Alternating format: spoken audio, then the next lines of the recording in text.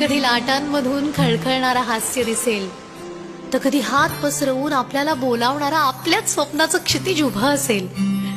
उंच उंच भरारी घ्यायला निळं आभाळ असेल आणि अंगभर शहारणारा वारा रुचेल. आता तरी कळेल ना आपल्याला खरंच नक्की काय असतं त्या खिडकीच्या पल्ल्याड. आणि हे सगळं अनुभवायला डोळ्यांची कवाडं कधीतरी उघडायला हवी, मनातले गुंते सुटायला आणि वरती पडलेल्या प्रश्नांची उत्तरं शोधायला एकदा तरी आपल्या या हृदयाची खिडकी उघडायला हवी. तेव्हाच कळेल आपल्याला की नक्की काय असतं त्या खिडकीच्या पल्ल्याड. खरंच कळेल आपल्याला की नक्की काय असतं त्या खिडकीच्या पल्ल्याड.